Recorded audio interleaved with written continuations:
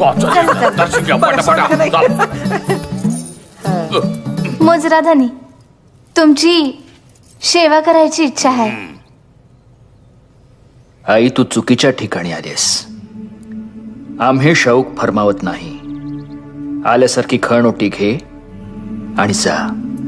आव धनी एवढा सेवा घेऊन तर बघा जलंभर तुमच्या पाशीच ठेवताल नाही वय. ए सोंगाड्या, एकदा सांगितलं राजांनी कळत नाही का? आता जातो का आता ए मामा मामा चिडलो.